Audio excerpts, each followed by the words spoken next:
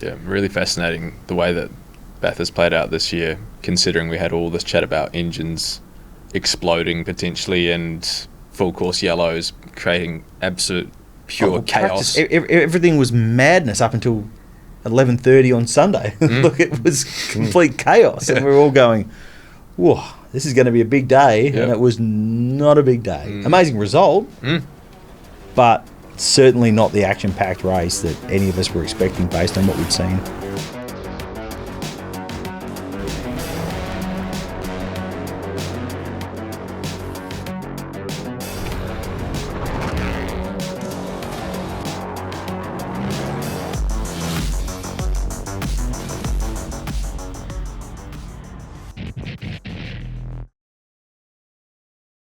Merry Christmas and welcome to the KTM Summer Grill. I'm joined on this very festive day by Stefan Bartholomaeus and Simon Chapman. Boys, a very Merry Christmas to you. Who else would you rather be celebrating this day with?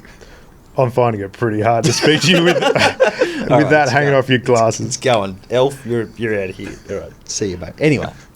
Merry Christmas. Thank you very much. Now, I thought for our special Christmas Day edition of the KTM Summer Grill, we would revisit a piece that Simon wrote in the lead up to Christmas about his wish list, his Christmas wish list from Supercars. It certainly got some chins wagging out there, which is what we love to see you doing, Simon. It's what you do best.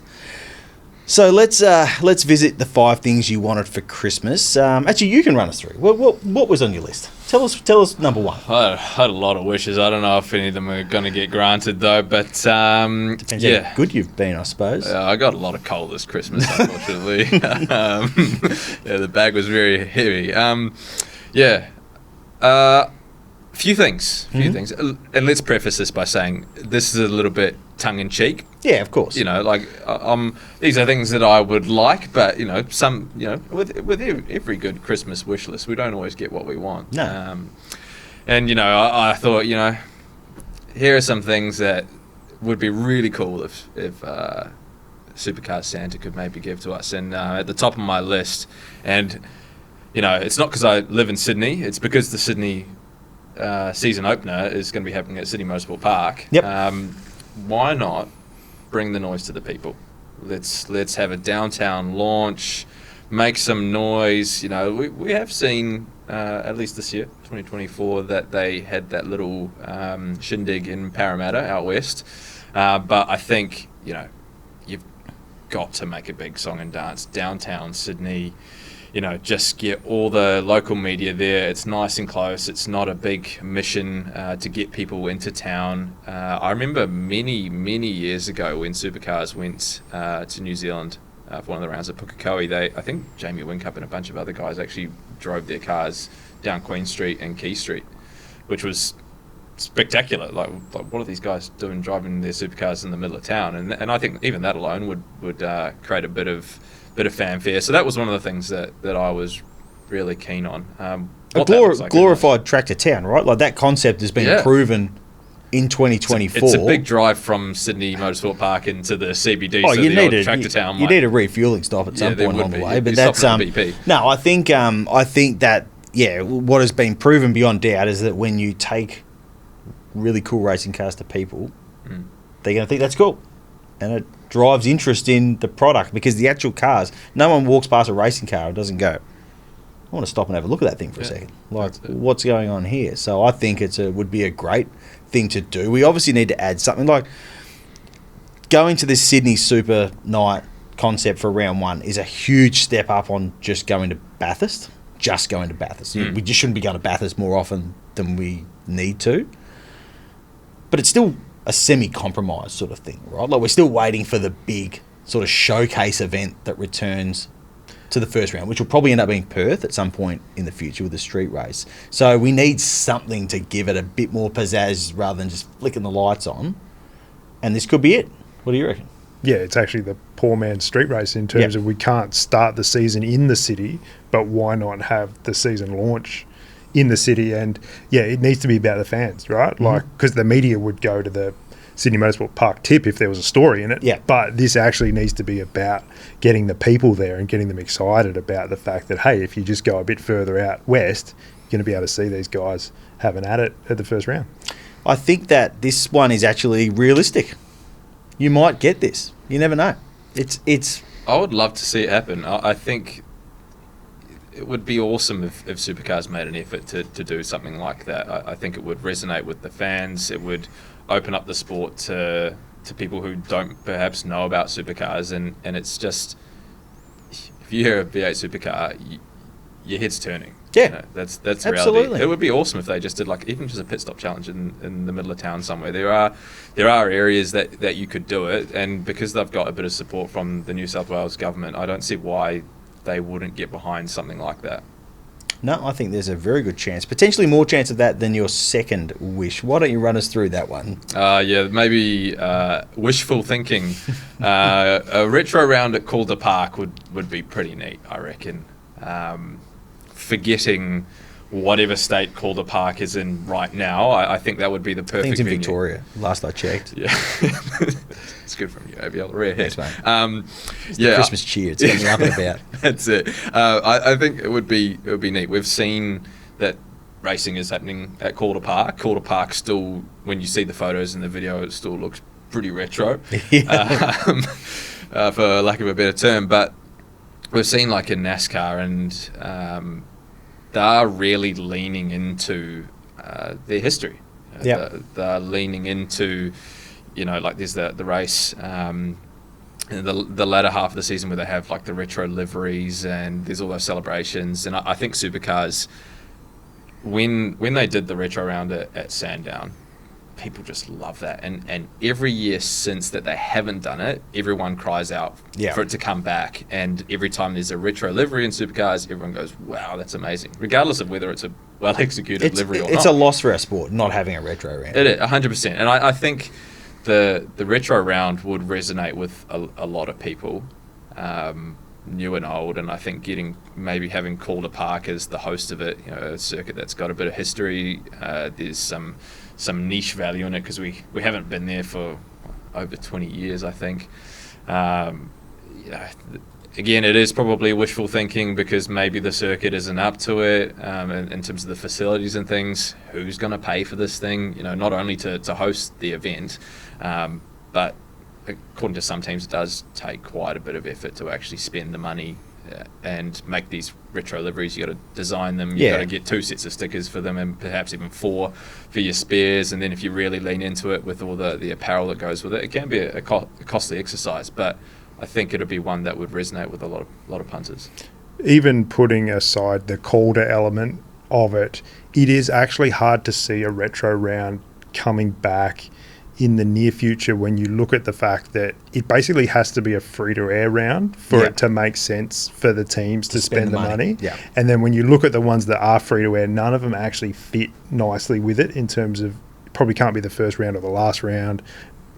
Townsville, Darwin doesn't work, and then Bathurst, Gold Coast, not sure. But I think the point is that any round can be retro round for any team. And you guys touched on, but Jack Perkins, what he's done in Super 2 with Shaw and Partners over multiple years, there's somebody who's passionate about the history of the sport, obviously deeply connected to it, and has a sponsor there that is willing to back it. The reaction is massive. Yep. So any sponsor and team can actually jump in at any point and really get a lot of attention with a great retro scheme. I think your point about the about where would you actually fit a retro round in now is also Sandown's part of the finals, and there's so much history there, but then it does kind of become a weird fit for a retro round when we're meant to be talking about the new era of supercars, a brand new way that we go about this sport. It would be a weird fit to have cars running. But also it not being free to air, I think is a problem. Yeah, absolutely. All right, so I reckon you might be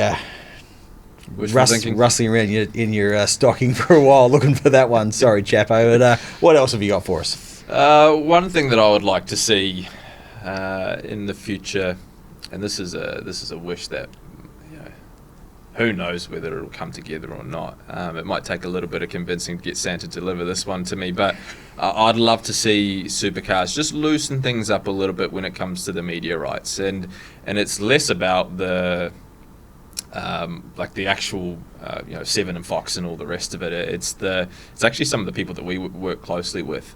in terms of the videographers and some of the content production that gets made behind the scenes. And to be honest, I am absolutely sick of seeing like little hype reels of guys just putting their helmet on and getting in the car, and then that's it, and they go, "This is how my weekend went," and you're like, where was the car racing? Like where was the on-track stuff? And this is what these young drivers are using to try and get sponsorship or to give their existing sponsors leverage as well. So it's actually important that, because you're right, they're boring. We've seen it 100 million billion times. That's it. And the problem is, and I don't know exactly where the directive comes from, but the videographers aren't allowed to actually film any on-track footage during the race weekend, I believe, because of exclusivity rights for Foxtel and for Channel 7.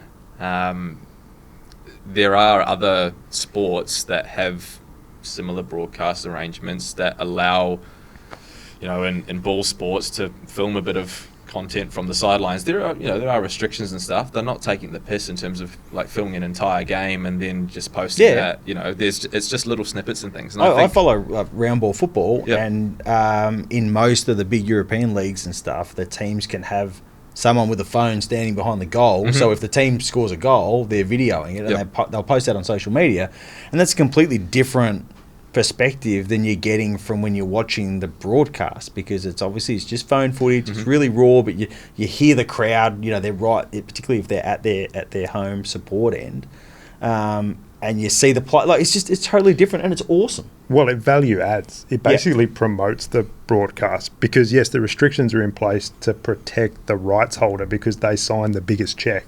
So it's all about protection.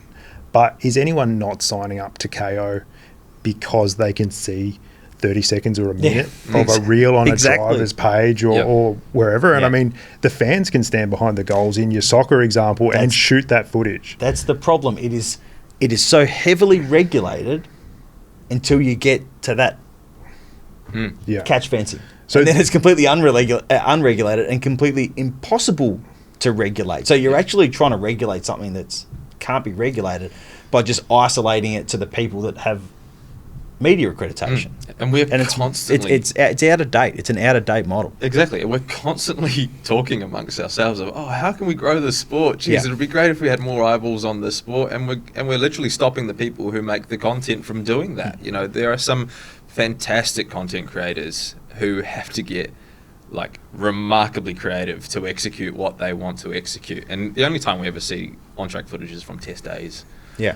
Or when someone's having a run around at Avalon or something, it's just you just don't get to see that stuff that's just not broadcast. And NASCAR actually does a really great job, and I know I make note in the story that I do hark on about NASCAR, but they have a really great model, and their social media is next level. It's second to none, and they post some fantastic footage from the sidelines where it's just full noise, and it's just hard to look away from, and you have to look at it and you go, geez, this is nuts. So I want to go over there and watch it. And this is a slightly selfish request as well, because obviously for us as a media outlet that has such a heavy focus on supercars, without these restrictions, our offering could be so much better as well.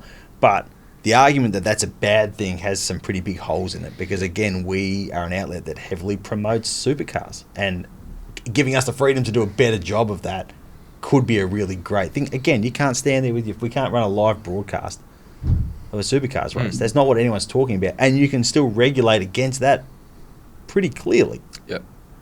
But a little more freedom could go a very long way. And surely there's a chance you might actually get your wish on this one, because we do have a new broadcast deal coming. Yeah, that's it. What's the next wish, Simon? It's fairly broad, but I need Supercars to fix the Bathurst 1000. We mentioned it on an earlier episode that the Gen 3 era of the Bathurst 1000 has been pretty boring. Why?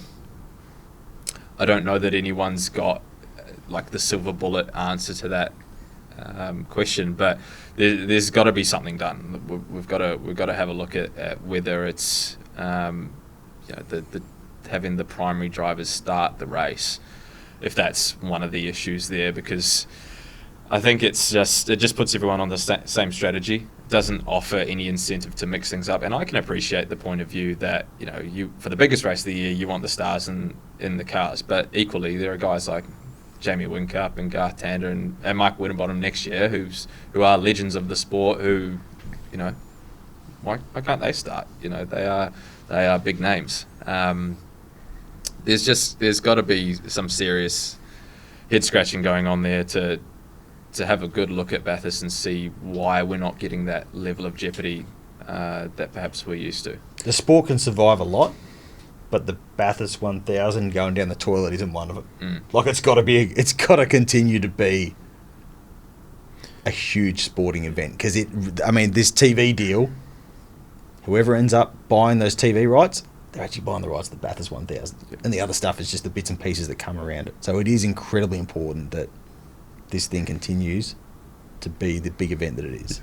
And there's multiple factors, like yes, the driver starting rule put people in a bit of a box. There was sort of two options you could play on driver strategy, but the full course yellow rule was what really, I think, hurt the strategic options because everyone was just running as long as they could just in case, because you couldn't afford to pit before an FCY because then you'd be at the back. So that's something that they need to revisit before next year in terms of if there's any detail in those regulations that they can change to avoid that. The parity thing is an issue too. Yeah. You want a Ford versus Chevrolet Bathurst 1000 and when we're halfway through and the nearest Ford's a minute off the pace, that's a problem. And then you also end up with Ford teams going, they're in damage control mode from the start of the race. They're playing the most conservative game they can to try and salvage what they can get out of it because they kind of realise that doing something aggressive and trying to win it probably isn't going to work for them anyway. Yeah. Then there's also the fact that the drivers are just insanely good now and the teams are really good. Everything's so professional that there's not people making mistakes and one safety car tends to create another and it's sort of like this year's Bathurst could have all changed on, say, when Matt Charter's car lost its front bumper and they didn't put a safety car out for it. If they had, people are off strategy, they're bunched up, like who knows how the day unfolds from there. So it's how can they put more variables in the race, and I think the grid size is a genuine problem, partly because the professional teams are shock professional. Yeah. Like if there were more wild cards in there, if there was a way to make it more economically viable to have more cars, it's going to add to the race. Yeah, absolutely. I think that we all subscribe to the theory that not every race can be a classic. When you look across a supercar season, the expectation that everyone is a ball-tearing race is completely unrealistic. And you don't need to sit down and analyse every race and say, how could that have been better? But Bathurst, those two Bathursts of the Gen 3 era, they are the ones that supercars need to go right. Let's just have a bit of a think about what we can do to make sure that this event doesn't lose its shine, because that would actually be a really bad thing for the sport. Yeah, really fascinating the way that Bathurst played out this year, considering we had all this chat about engines exploding potentially and full course yellows creating absolute pure chaos. Everything was madness up until 11:30 on Sunday. Look, it was complete chaos, and we were all going, whoa, this is going to be a big day, and it was not a big day. Amazing result, but certainly not the action-packed race that any of us were expecting based on what we'd seen up to that point. Anyway, let's move on to your fifth wish, Chapo. What do you got for us?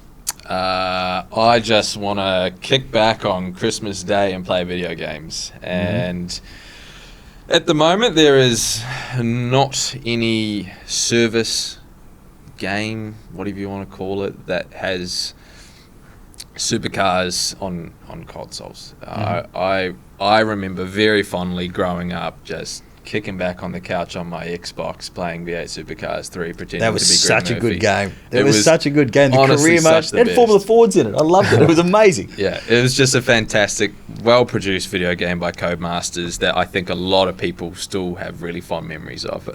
It is really funny when you go back and you play it now and you go, oh gosh, this is horrendous. You ever try playing first Gran Turismo? You can't see past the pixels. You're like, what's going on here? You're flat out through How did I know what way this car was going? And the track is like 1,000,000 miles wide. Anyway, I digress. I think it would be really neat if supercars somehow got the elves up in the North Pole to make a new V8 supercar game. Call it Supercars 4, whatever. I don't know. The realities of it. It's not going to happen. Like, it's just not. There's. Well, I'm probably speaking out of school here, but at my previous employer, Motorsport Network, it was happening at one point. I don't think it's happening anymore. I think it would have happened by now if it was going to happen, but it was certainly a thing that was in the works. I see a fair bit of the reaction to you putting this in your story was people saying, but there's iRacing. There's supercars on iRacing. iRacing's the future, but iRacing's that's not a console game. No. Like, it's a big commitment, a big financial commitment. To be good at iRacing, you do need good gear. It's like car racing. It's like, basically for the existing fans, right? That's right. That's like exactly some right. international motorsport fans can get into supercars perhaps via that, but it does need a pick up and play that the average kid can get this game for Christmas or not have any touch point with supercars until picking up that game and all of a sudden knowing every team and every driver. Yeah. And it was interesting, Supercars did a little video series online recently with the drivers racing against each other, and they did, I think, use Supercars 3 for that. And there is a love for retro things, so that's probably part of the strategy there, but there is no, it really shone a light on the fact that there's no current option for that pick up and play fun that can benefit the sport. Yeah, it's a funny space at the moment, I think, video games, because you see things like Fortnite are just like enormous, right? Like, to suggest that video gaming isn't a popular thing is just wrong. And iRacing is obviously extremely popular, and I think one thing that will be a really good case study, I think, for supercars is to see what NASCAR is doing with its video game and whether that is a success, because NASCAR has had quite a few video games recently that have not done well. The Heat series has been really poorly received, whether that's just for playability, bugs, or like the career mode or whatever. And this new NASCAR game that's being made is in partnership with iRacing, using a lot of the models that already exist. So, you know, that they're essentially porting over content from iRacing to this new NASCAR game. That's going to be accessible for whether you're just a casual PC user or Xbox or PlayStation.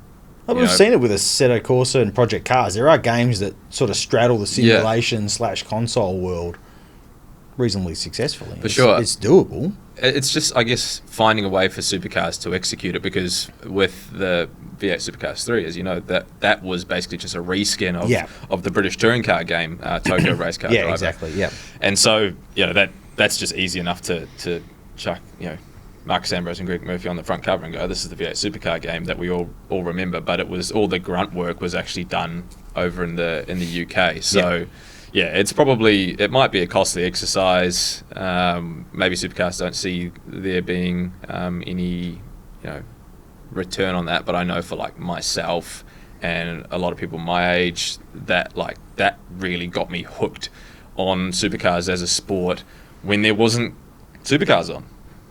Yep, I think that's a really good point. All right, let's finish up. I think Simon's used up most of the wishes that we collectively get, so we get one each, Steph, and I'll start with mine. I want to see more rivalries. I want to see more Cam Waters tearing open Matt Payne's door, even though it's Christmas Day. There's normally a few blues that happen on Christmas Day. The backyard cricket gets a bit spicy, that sort of stuff. So bounces to grandma. So you never know, but that's what I want to see. I want to see. I don't love to go down the path of the drivers. Too good of friends and all this sort of stuff. But I do feel like we do need to see how much it matters to these guys and how much it matters when they run into each other. And I go back to the Cam Waters Matt Payne thing, where Cam Waters had actually served him up and then copped one back and then went and yelled at him. Good. It was awesome. Even though you could argue that maybe if you've served someone up and then he served you back, you don't have a right to go and talk to him. But no, go and do that. I want to see more. I think the thing with that is that, like, every driver would be frustrated to be walled like that in the moment, but it's about being authentic and not shrugging it off and thanking the sponsors and going into the truck. It's actually showing everyone how you feel. And the fact that happened there at Albert Park in front of the big grandstand there, was amazing. That was part of it too. Like, and when the you fact can that Cam actually then hear gave the crowd. Garth Tander a drive-by as well. There is a certain irony in that the media rights also preclude Supercars from ever using any of that footage, because they can't Yep. because it's a Formula One. Because of the Grand It Prix. was one of the greatest moments of the year. Yep. Anyway, that's my wish list. I want more rivalries, and it's realistic, I guess. Stefan, what do you want for Christmas? Well, I've put down, I just want more races like the Sunday race in Adelaide this year. And I think it was interesting that was so action-packed, because there's all this talk about finals and having everything on the line in the last race, and that'll make it exciting. But this was a race where there was nothing really on the line. That's it the was point. already decided. Maybe we need no points at all, ever. Well, Dead rubbers from top to bottom. it is one of the fears of the finals format, the way they've got it through most of the season, that it might still be about points accumulation just to get into that 10. Yeah. And the actual points structure, the way the points are allocated, it's still consistency based. And I feel like you need to incentivize the drivers to have a crack and have the consequence of it going wrong not being so high. Mm-hmm. So, I think that there needs to be more of a look at why that race was so interesting. Interesting, yeah. Fair enough. Well, we hope you have a fantastic Christmas day. Enjoy all the ham and the other good stuff that you eat and drink. Don't overindulge, of course. Merry Christmas again to you guys. And we'll be back on Boxing Day with more KTM Summer Grill. Thanks for tuning in to the KTM Summer Grill. With each episode, we are giving away one of these cool KTM goodie bags. Don't miss your chance to win. If you're watching via Speedcafe, enter your details below. If you're watching on YouTube, the link is in the description.